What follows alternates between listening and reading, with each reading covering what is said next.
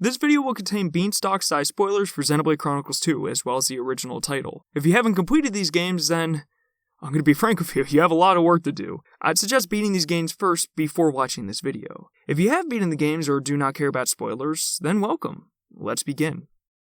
When you hear the name Xenoblade Chronicles, what are some of the first things that come to mind? I'm sure the answers vary from person to person, with responses like gameplay, quotable lines, and the world appearing quite frequently. I'd wager that for a majority of people, including myself, the lovable characters and fantastic stories are part of the reason the series is so gripping. That's not to say that these previously listed aspects don't contribute and work in a congenial fashion with the story and characters, but a hefty amount of the development these areas see come in the form of cutscenes. For Xenoblade, I truly believe some of the best the series has to offer can be seen in these moments. Fior's death that initiates Shulk's descent, Nia's awakening in the Spirit Crucible Elpis, Rex's confrontation with Malice and Iod, there are so many amazing cutscenes that I could spend a whole day talking about them. Yet there's one cutscene in particular that I believe is the greatest Xenoblade Chronicles 2 has to offer, and possibly my favorite in the entire series. The beginning of the final chapter, the birth of a universe. This specific cutscene is one of the most beautifully constructed moments I've had the pleasure of witnessing in a video game, and it's because of how seamlessly it manages to weave together its distinct components into something that toys with the player's expectations. You know when you close your eyes and envision the cutscene play out in its entirety that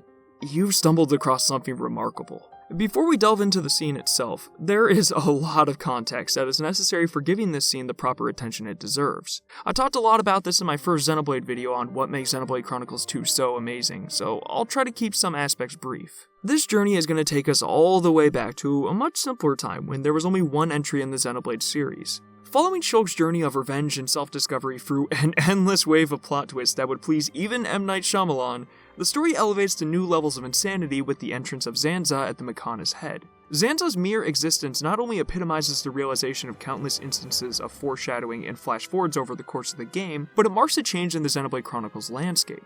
The introduction of the world's deities raises the global scale as the threat level had risen steadily from the beginning with the movement from an encounter with a low-leveled face Mechon and Zord, all the way to the player bearing witness to the world's creators. More importantly, the existence of Mainif and specifically the antagonistic Zanza provokes questions that concern the mythos of the Bionis and Mechonis. Zanza is representative of the world's potential to grow, and moments where he expresses shreds of humanity lead to a burgeoning curiosity for answers with respect to how these gods have changed over the millennia.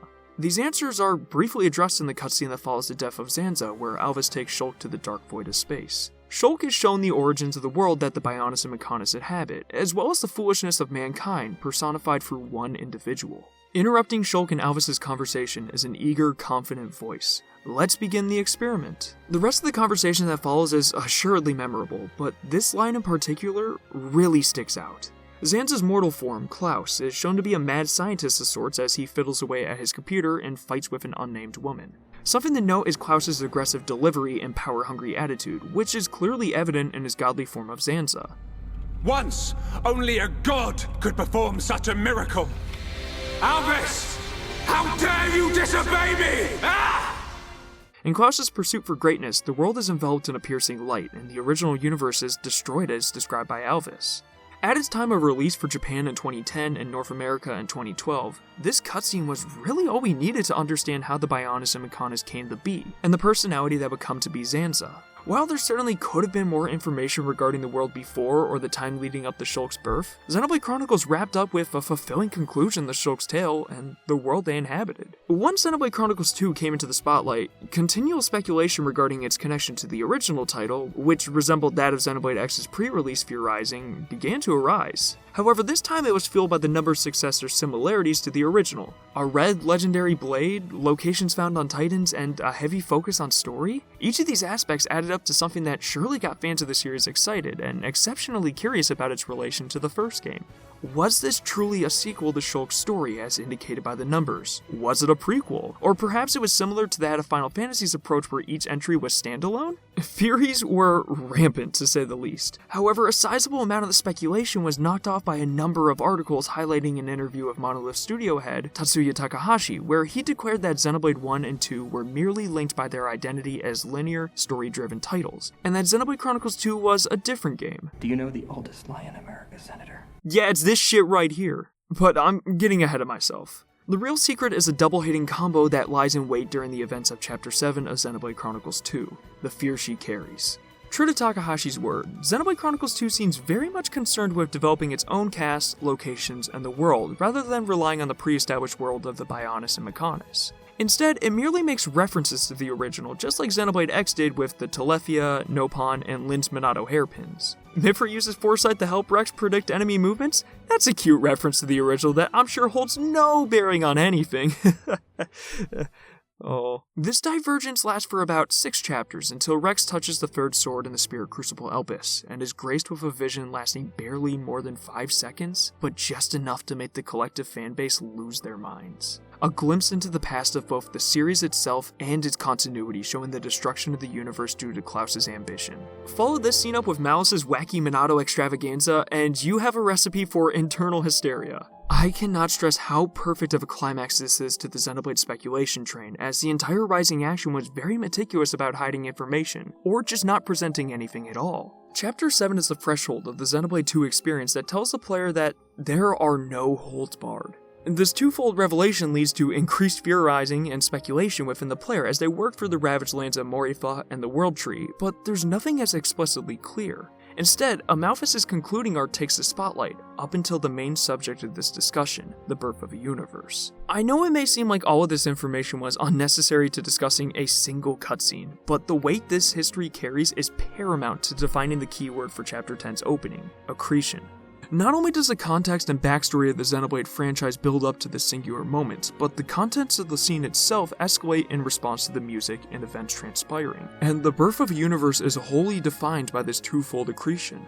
The song known as The Decision, no, not that one, is an integral component to this cutscene as its progression is synchronized to the actions on screen, and it intensifies the emotional appeal to unfathomable heights. Therefore, I plan to describe how the song mimics the tone and setting of the cutscene as we progress through it. As the scene is illustrated with shades of black and white fading into view, my favorite chapter title creeps into the top left, and the camera pans up from the grounded world to a station in the heavens, almost as if to say that Xenoblade Chronicles 2 is about to elevate the new, unimaginable heights. The decision kicks in with a droning tone growing in volume and a light sprinkling of piano notes as it transitions into multiple different angled shots of the beanstalk. It's at this point that the player might begin theorizing if this is the same station they've seen before. One of the cutscene's greatest strengths is how flawlessly it establishes tension with the volley of explosions in the planet's atmosphere coming shortly after the music breaks apart at its peak, and the constant shuffling of people at their stations along with the woman who trips in a panicked rush. Even the director has this moment of startlement when speaking with the woman, which is told through his sudden movement in the back.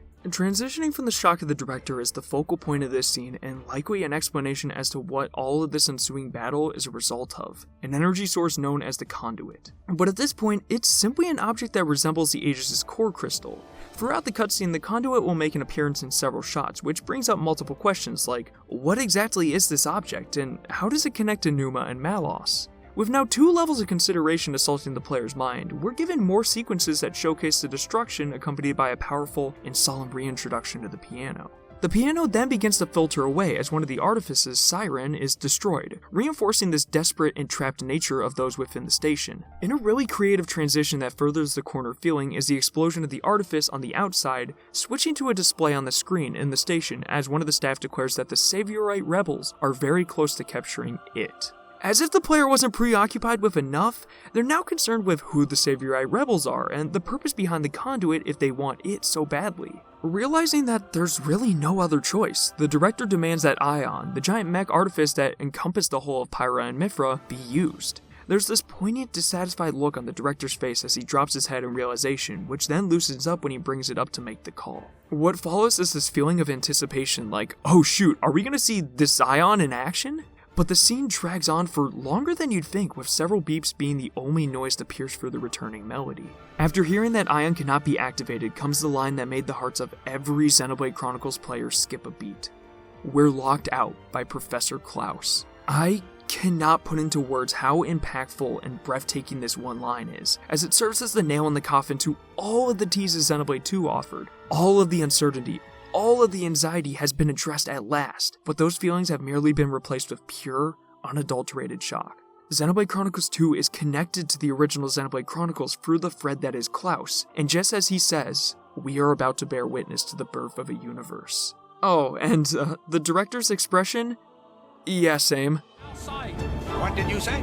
What's that you say? The strings jump into the melody in a sudden fashion as the camera slides into a high-angle shot onto a very familiar scene where Klaus is hunched over his computer, almost to announce to the player that this is what they've been waiting for. Yet we clearly never see his face in these shots, keeping the sense of anticipation high. The next shot has to be my favorite moment of the entire cutscene. Klaus utters the unforgettable, "Let's begin the experiment." The same line that interrupted Alvis and Shulk's discussion for Xenoblade 1 and introduced us to the human side of Zanza. The main difference is that Klaus's delivery is much more reserved and pure in comparison to the delivery from Xenoblade 1, which is an excellent representation of his godly persona as the architect in Xenoblade 2.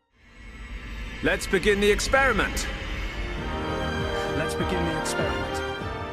This Klaus is less of a power-hungry beast and more of a calm, hopeful man whose good intentions paved the way to hell. The ability to showcase such an established character in a new light is one of the greatest accomplishments of this cutscene, and this all stems from just a single quote. Alongside this line is an absolutely powerful image of Klaus raising his arms, almost as if he is looking to embrace the conduit that shines in front of him.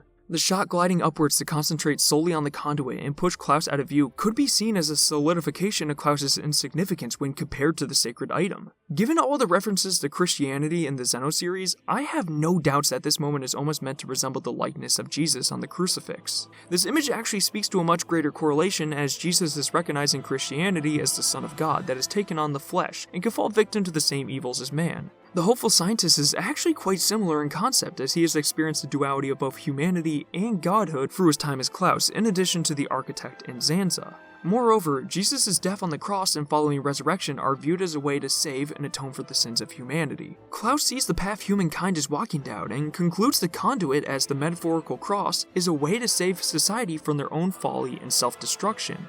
This sentiment is reflected by Klaus when he says this to Galea, who was originally the unnamed counterpart to Mainif. Galea, we humans are fools.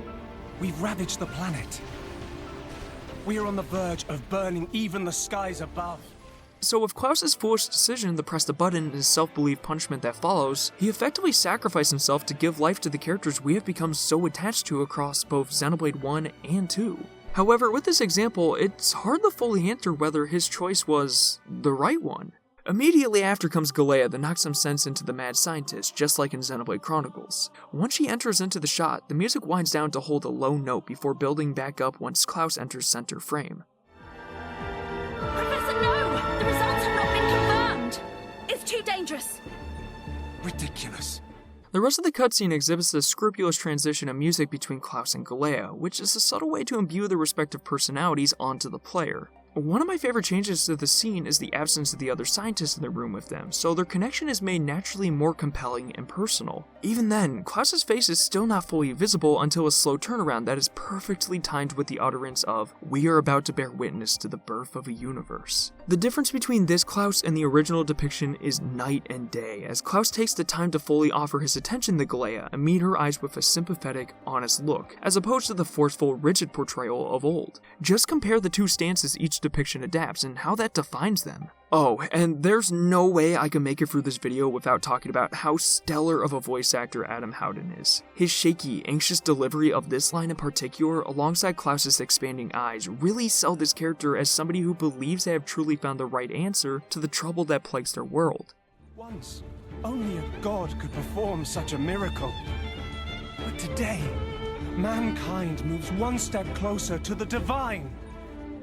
I always thought that there was some charm to seeing the origins of Zanza and how somebody so single-minded could suffer from loneliness. But the Xenoblade Chronicles 2 depiction is perfection. He's complex and seeks what he truly believes is the best for humanity, yet is not able to fully grasp his own shortcomings and the nature of the conduit collectively, which is made clear when he notes that 96% Trinity processor sync rate should be enough. There are several shots that have the conduit purposefully positioned behind Klaus as a means of showing his obsession and the power the object has over him. Specifically, the conduit falls on his shoulder in these two shots, possibly dictating that the conduit is a figurative devil on Klaus's shoulder in an ironic fashion. Take a look at this sequence of shots that further demonstrates the power the conduit has over Klaus. After resting on his shoulder, we get a shot that scales the conduit from bottom to top, almost as if we're gazing at it from Klaus's perspective. The next shot then displays a zooming out high-angle shot, which is commonly used to make the subject feel vulnerable. I believe that this shot is meant to be from the conduit's perspective, and practically gives it a breathing, lively quality. The gate looks down upon Klaus, a mere mortal, and the ever-growing field of view reveals that Klaus is no more than a minor player in the grand scheme of things.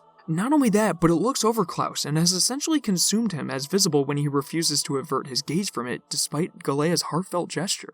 As the scene enters its closing moments, Galea hugs Klaus from behind in a genuine reaction that convinces the player more on their relationship and seems to be an attempt from Galea to remind Klaus of his mortality. What hurts is that this is the moment that Klaus is at his most sympathetic and that he's truly a redeemable man. Yet, his self-convinced agenda and desire to push the destiny of humankind further leads to the rejection of his own humanity, as symbolized by his forceful push of Galea to the floor.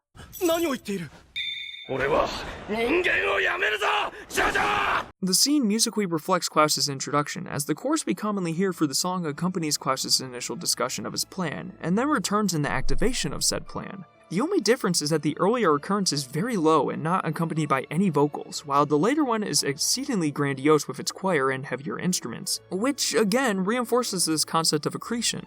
Ridiculous. It's perfectly safe.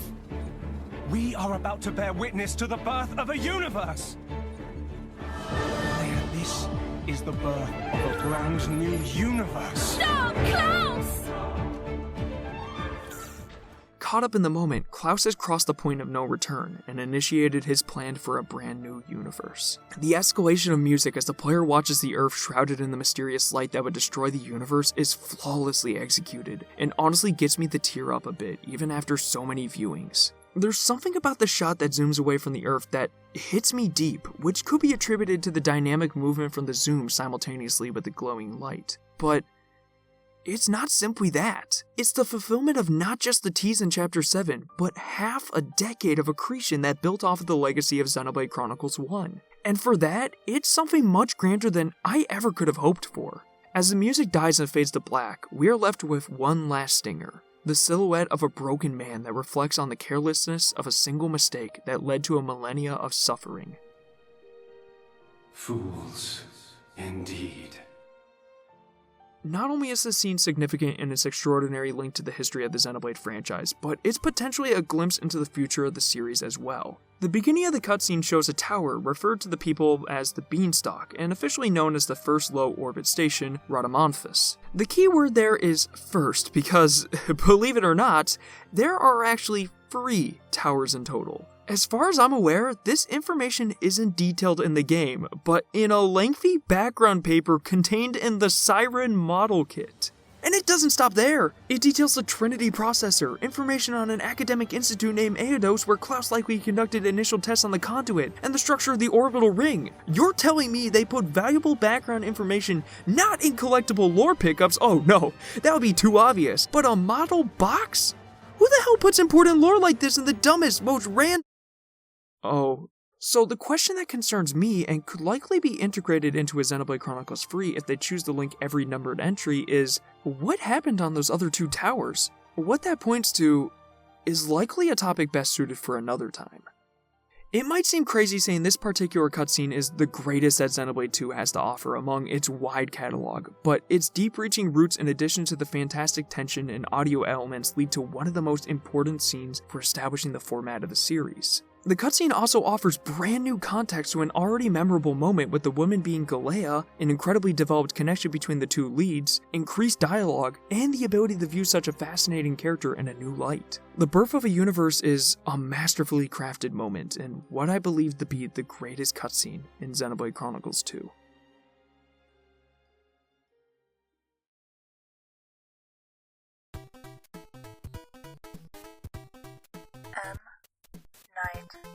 Shyamalan.